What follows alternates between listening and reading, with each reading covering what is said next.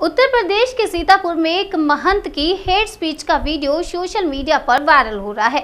इस viral video पर social media users कई तरह के कमेंट्स कर रहे हैं। अधिकांश यूजर्स वायरल वीडियो पर कार्रवाई की मांग कर रहे हैं। दावा किया जाता है कि ये वीडियो सीतापुर जिले की एक मस्जिद के बाहर का है। वीडियो 2 अप्रैल का बताया जा रहा है। इस वायरल वीडियो पर पुलिस ने कार्रवाई करने का भी भरोसा दिया है। नमस्कार, मैं आपके साथ अंजलि चौहान। एनएनए देख रहे हैं आप। एनएनए यानी जनसेतु न्यूज का खास प्रोग्राम नेशनल न्यूज एनालिसिस। यहाँ हम बात करेंगे उन तमाम खास खबरों की जो आज पूरा दिन सुर्खियों में रही है। तो चलिए शुरुआत करते हैं आज की खास खबर से। गोरखनाथ मंदिर हमले के आरोपी मुर्तजा से पुलिस की पूछताछ जारी है। इसी बीच आरोपी ने बड़े खुलासे किए। पूछताछ में आईएसआईएस से जुड़े होने और हनी ट्रैप का कनेक्शन सामने आया है। मुर्तजा के पास एक ईमेल आई थी। ये मेल आईएसआईएस के कैंप से एक लड़की के नाम से आई थी। क्या कुछ कहा मुर्तजा ने, आइए आपको दिखाते हैं। मेरे बड़े पापा थे, आप बताइए। सम्मान आया है, बताया? हाँ बताया तो उन्होंने कहा देखो भाई ये थोड़ा सीरियस लग रहा है, सीसीटीवी की जगह सबको लग रहा है कि पुलिस वाले हैं और ये सम्मान का ऐसे कह रहे हैं और सीरियस लग रहा है, तो देख लो भाई क्या है कि यहाँ रहोगे कहीं जाओगे। तो हमें लगा कि हाँ भाई हो सकता है रात 3 बजे आके हम पुलिस गए, फिर डर गए, बहुत ज़्यादा डर गए। तो कुछ हम नौगढ़ के निकल लिए, एक बैग लेके काला बैग वहाँ से नेपाल चले जाएंगे। नेपाल में मतलब किस बात का डर था तुम? कुछ है क्या प्रॉब्लम? पुलिस इन्वेस्टिगेशन में डर है, लेकिन माइंड में है किस चीज़ का? कोई बात हुई है, कोई इंसिडेंट नहीं हो? तो मेरे पापा कह रहे थे कि क्या है, सोचो कुछ नहीं हो गया, मतलब गाड़ी हो गया या कुछ भी सोचो, तुम्हारे कुछ नहीं शादी हो गई, कुछ केस किया गया, हम सोच रहे दिमाग लगा रहे हैं क्या हमारा भी नहीं विश्वास कुछ लग नहीं रहा है, एक ही लग रहा है। फिर पापा गए तो पापा आए थे उसमें किराएदार का काम करके, तो वही थे तो टाइम से कुछ सीरियस लग रहा है कुछ। नहीं ठीक है, पुलिस की कोई बात नहीं, वहाँ जाने की क्या जरूरत है? हम सोचे कि हमारा इमीडिएट पर्पस ये है कि किसी और के घर जाओ और फिर कोई भी प्रिंसिपल ना हो। तो आप आगे चौकी वहाँ जाने के कल वहाँ क्यों गए थे मंदिर में? हुआ क्या कि हम जब नेपाल में गए थोड़ा खराब पुलिस के लिए, तो उनको एक खुरपी, मैंने पूछा खुरपी, तो खुरपी के लिए बताया था कोई कटरे में दुकान, वो मैंने लिया और एक और बड़ा वाला जैसे किए थे वो लिए। दोनों सामान लेके हम टेम्पो पे चढ़े, 450 से 500 रुपये का सामान था।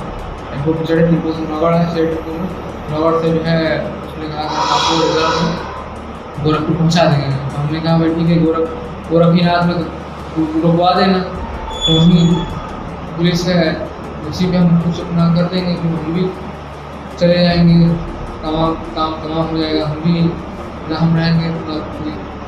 तो इस तरह से हमारे थॉट्स में बहुत से एंगल से हम सोच रहे थे जस्टिफाई करने का, कि ऐसा भी है कि हाँ भाई देखो CNRC भी कर रहे हैं तो गलत हो रहा है ना। हमारे साथ जो गलत हुआ वो तो ड्राइविंग फैक्टर है ही, उसको मैं दिमाग में जो जस्टिफिकेशन, उसके मतलब कोई काम करने से पहले आदमी जस्टिफिकेशन भी तो बनाता है, उसको मैं जस्टिफिकेशन दे रहा था। देखो मुसलमान का जुल्म हो रहा है, कोई कर्नाटक में ये हो रहा तो हम अब कोई नहीं करेगा। तो मतलब उस तरह से मैं सोच के मैं बोला कि अब थक गया सोच में, बोला कर ही दो भाई, हम ये बीड़ा उठा ले, मतलब हम मतलब अब हाँ यही सब कुछ लेके किसी को तो करना पड़ेगा। हाँ यही सब सोच के जो है हमने, मतलब हमारे को कोई फ्यूचर दिखते कि हम ऐसा नहीं था कि हम अपने घर से निकल के आए थे। हम अपने घर से तुम निकल के आए नहीं, हम स्कूल से कर रहे थे, घर से निकल के आए हमारा, हमको ऐसा डेस्परेशन सवार हो गई, उसमें आँखें मेरी पूछ गई।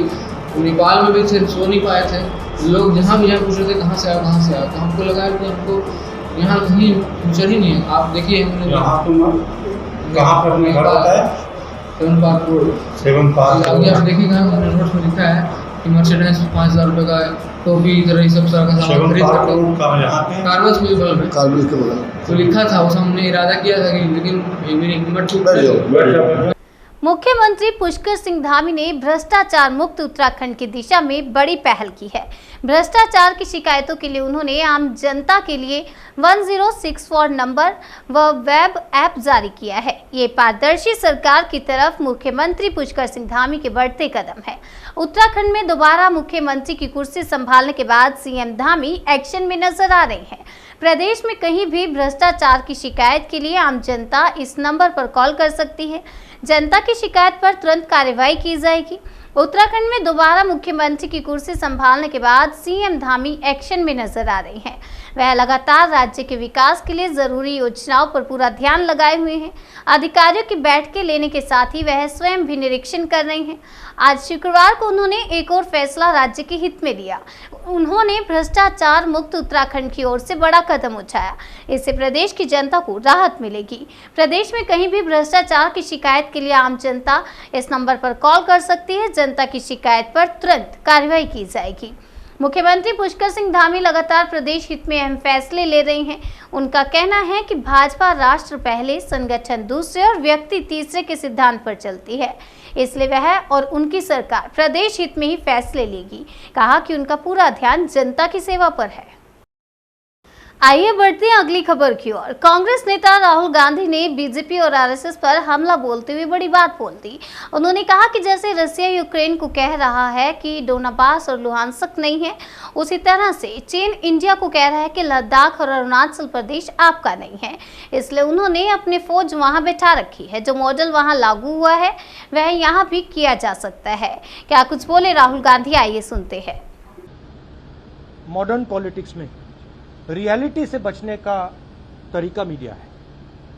मीडिया को आप 6 महीने, 1 साल, 2 साल, 3 साल मीडिया के थ्रू आप सच्चाई को दबा सकते हो, छुपा सकते हो। मगर जब वो सच्चाई युवा के पेट तक पहुंचती है,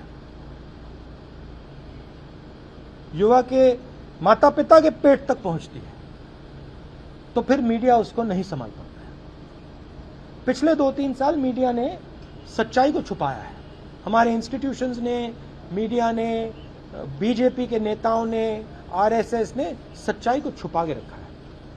अब आस्ते आस्ते सच्चाई बाहर निकलेगी। वही हुआ है श्रीलंका में। श्रीलंका में सच्चाई बाहर आ गई। हिंदुस्तान में सच्चाई बाहर आएगी। फर्क क्या है? हिंदुस्तान को बांटा भी गया है। हिंदुस्तान में अलग अलग ग्रुप्स बना दिया। पहले ये एक देश हुआ करता था, अब अलग अलग देश के अंदर अलग अलग देश बना दिया है। एक इन लोगों का देश, दूसरा इन लोगों का देश, तीसरा इन लोगों का देश, और इन सबको एक दूसरे से लड़ाया जाता है। तो जब ये दर्द आएगा तो हिंसा आएगी। अभी मत मानो मेरी बात, अभी मत मानो, 2-3 साल रुक जाओ, फिर देख लेंगे। सत्ता पक्ष ये कह रहा है कि ये जो इलेक्टोरल मैंडेट है वो एक तरह से उनको इस बात का मैंडेट देता है जो पॉलिसी सरकार लेके आ रही है, या petrol, diesel, LPG. Electoral mandate क्यों नहीं विपक्ष के साथ है? क्या आप लोग देश की जनता को कन्विंस करने में because there is 100% total domination of the instruments of communication of this country. Media is 100% controlled. CBI, ED, these institutions suppress the conversation. Other institutions block the conversation. Loudspeaker सरकार के हाथ में है। पहले क्या होता था? लाउडस्पीकर सरकार के हाथ में होता था, ऑपोजिशन के हाथ में होता था। कभी समाजवादी के पास चला जाता था, कभी कांग्रेस के पास चला जाता था, कभी बीजेपी के पास, बीएसपी के पास। अब क्या है? अब लाउडस्पीकर किसी पार्टी के पास नहीं है। अब लाउडस्पीकर आरएसएस और बीजेपी के हाथ में। राहुल जी नहीं तो मेरा तो जवाब क्या है? जवाब यह है कि इस कंट्रोल को बाईपास कैसे किया जाए। और आप देखना, जब सच्चाई लोगों को पेट में लगेगी तो ये आपका जो एम्पलीफायर है, लाउडस्पीकर है, ये फेल हो जाएगा। विपक्ष को, बिल्कुल विपक्ष को जो भी आरएसएस और नरेंद्र मोदी जी के खिलाफ हैं, उन सबको एक साथ आना चाहिए। खबरों में बात कर लेते हैं रूस और यूक्रेन युद्ध की। रूस यूक्रेन युद्ध का आज 44वां दिन है, लेकिन इसके खत्म होने के कोई आसार नजर नहीं आ रहे हैं। रूस ने यूक्रेन पर हमले तेज कर दिए हैं। आज शुक्रवार को रूस ने यूक्रेन के पूर्वी शहर क्रामाटोर्स्क में एक रेलवे स्टेशन पर रॉकेट से हमला किया। इस हादसे में कम से कम 30 लोगों की मौत होने की खबर है। 100 से ज्यादा लोग घायल हुए हैं, ये कहा जा रहा है।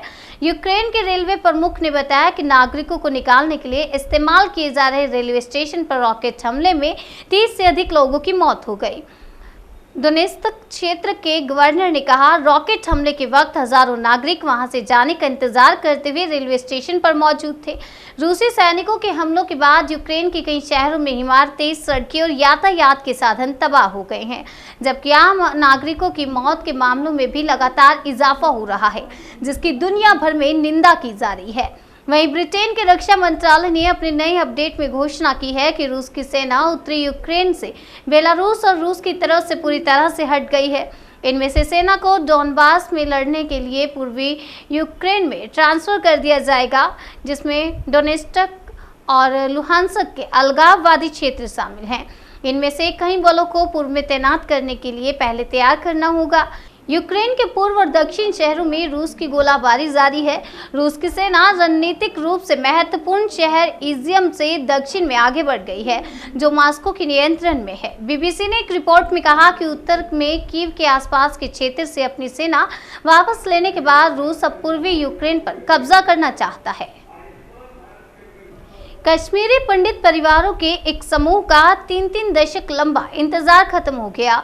उन्होंने 1991 और 1993 के बीच हरियाणा के झज्जर में जमीन खरीदी थी।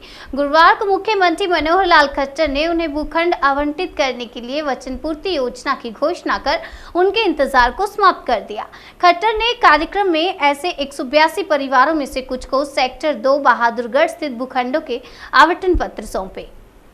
वहां भी ये जो मांगने की प्रथा, अधिकार मांगने की प्रथा, ये लगातार बनी रही और अभी तक बनी हुई है। क्या हम आजाद हो गए? अगर आजाद हो गए तो हमको अपने अधिकार, अपने हक, अपनी चीजें मांगनी क्यों पड़े?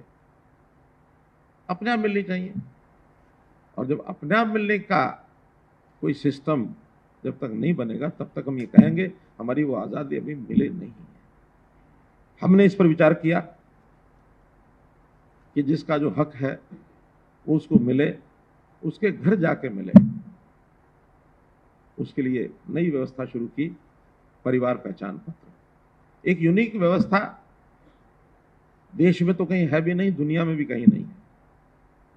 अभी तक आधार नाम से हमने सिटीजन की एक पहचान बनाई और उसका लाभ जितना भी एक सीमित मात्रा में हमको हो रहा है, लाभदायक हुआ है वो भी। लेकिन अपनी सामाजिक व्यवस्था, वो एकांगी व्यवस्था सिटीजन की अकेले की व्यवस्था नहीं है। ये व्यवस्था परिवार की व्यवस्था है और बहुत योजनाएं वो हमारी परिवार से जुड़ी हुई है। चाहे वो बीपीएल के कार्ड की व्यवस्था हो, चाहे आज हमने आयुष्मान भारत की व्यवस्था में परिवार को एक इकाई माना है, चाहे उस परिवार की आर्थिक दृष्टि को देख करके उसकी पेंशन आदि की बात हो, उसको मकान देने की बात हो। तो परिवार की टोटल स्थिति क्या है, उसमें से ये जो परिवार पहचान पत्र की व्यवस्था बनी, इस परिवार पहचान पत्र की व्यवस्था के माध्यम से एक परिवार की सामाजिक स्थिति, आर्थिक स्थिति, अन्य सब स्थितियां, परिवार का साइज, उसकी आवश्यकता है और आवश्यकताओं के साथ साथ परिवार की कोई विशेष क्षमता, ऐसी भी जानकारियां मिलेंगी तो समाज के लिए उसका भी उपयोग किया जा सकता है। तो इस प्रकार से आज जो ये कार्यक्रम हमने किया है, इसको मैं एक कहावत के नाते, जैसे कहावत कहते हैं ना कि प्यासा कुएं के पास जाता है, लेकिन आज हम उस कहावत को बदल रहे हैं। क्या सरकारी कुआं हर गरीब प्यासे के पास जाएगा? उसके घर जाकर के उसकी आवश्यकता। उत्तर प्रदेश के सीतापुर जिले में हेट स्पीच का मामला सामने आया। वायरल वीडियो जिले के खैराबादी स्थित बड़ी संगत के महंत बजरंग मुनिदास का है। इसमें बजरंग मुनिदास समुदाय विशेष की महिलाओं के प्रति अमर्यादित भाषा का इस्तेमाल कर रहा है। जानकारी के मुताबिक वायरल वीडियो 2 अप्रैल का बताया जा रहा है। बजरंग मुनि का ये हेट स्पीच नव संवत्सर के दौरान निकाले गए जुलूस का है। अब पुलिस ने बजरंग मुनि के खिलाफ FIR दर्ज कर ली है। वायरल वीडियो में साफ सुना जा सकता है कि वह भीड़ के सामने एक समुदाय विशेष की महिलाओं और बेटियों को घर से निकालकर रेप करने की बात कह रहा है। इस वीडियो को जू बियर नाम के ट्विटर हैंडल ने ट्वीट किया है और वीडियो वायरल होने के बाद पुलिस ने मामले का संज्ञान लेते हुए FIR दर्ज कर दी है। क्या कुछ कहा है इस वीडियो में, आइए सुनाते हैं।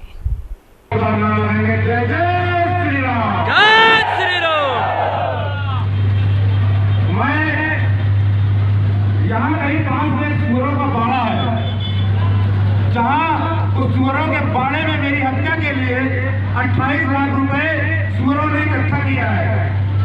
और मैं एक बात बता देना चाहता हूँ सुअरों को कि 2800 जन्म तुम्हारे अल्लाह ताला तुम्हारा खतरा अगर अदा करिए हैं तो मैं तुम्हारा पूरा पूरा कर दूंगा।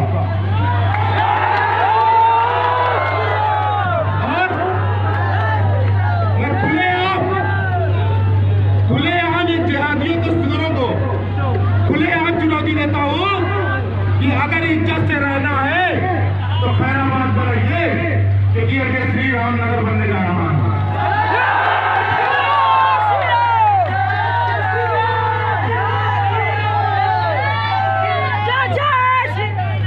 दूसरी बात, जहां जिस सुअर के बारे में मेरी हत्या के लिए 28 लाख रुपए इकट्ठा हुए हैं, तो उस समय उस सुअर के बारे में रहने वाले लोगों को भी बता देना चाहता हूँ कि अल्लाह का नूर नहीं होगा, ये बाबाओं का सुरूर होगा। मैं बहुत प्यार से तुमको समझा दे रहा हूँ, अगर इस परिवार में कोई एक हिंदू लड़की तुमने छेड़ी तो मैं खुलेआम तुम्हारे घर से तुम्हारी बहु बेटियों को उठा के लाके बलात्कार करूंगा। हिंदू मुसलमान मारे जाएंगे, ज्यादा जिम्मेदार तुम लोग स्वयं होंगे। तो मेरी हत्या के लिए जिस सुअर बाड़े में 28 लाख रुपए इकट्ठा है, और सुअर बाड़े के लोग भी सुन लो, न सुअर बाड़ा रहेगा और न तुम लोग रहोगे। खैराबाद के बजरंग मुनि का एक वीडियो वायरल होने पर तत्काल उसका संज्ञान लेकर के थाना खैराबाद में सुसंगत धाराओं में अभियोग पंजीकृत कर लिया गया है। इस संबंध में साक्ष्य संकलन की कार्रवाई पूर्ण करके संबंधित के विरुद्ध नियमानुसार वैधानिक कार्रवाई सुनिश्चित की जा रही है। फिलहाल अभी ASP सीतापुर पुलिस को केस की जांच सौंपी गई है। वायरल वीडियो पर सीतापुर पुलिस ने रिप्लाई करते हुए लिखा, अपर पुलिस अधीक्षक उत्तरी द्वारा जांच प्रचलित है। प्राप्त तथ्यों एवं साक्ष्यों के आधार पर नियमानुसार विधिक कार्यवाही सुनिश्चित की जाएगी। साथ ही पुलिस ने बताया है कि थाना खैराबाद में महंत बजरंग मुनिदास के खिलाफ भारतीय दंड संहिता की विभिन्न धाराओं के तहत मामला दर्ज कर लिया गया है। हमारे पास जो भी साक्ष्य उपलब्ध हैं उसके आधार पर कार्यवाही की जाएगी। महिला आयोग की अध्यक्ष रेखा शर्मा ने संज्ञान लिया। इसके अलावा यूपी के सीतापुर में महंत की अभद्र भाषा के वायरल वीडियो पर राष्ट्रीय महिला आयोग की अध्यक्ष रेखा शर्मा ने संज्ञान ले लिया है। रेखा शर्मा ने कहा कि एक खास समुदाय की महिलाओं के साथ सार्वजनिक रूप से बलात्कार करने और इस तरह की बात करने वाले लोग स्वीकार्य नहीं हैं। हमने आज ही यूपी के DGP को इस संदर्भ में अवगत कराया है और मैं इस मामले पर व्यक्तिगत रूप से उनसे चर्चा करूंगी। चाहे वे धार्मिक संत हो या कोई भी हो, उन पर कार्रवाई की जानी चाहिए।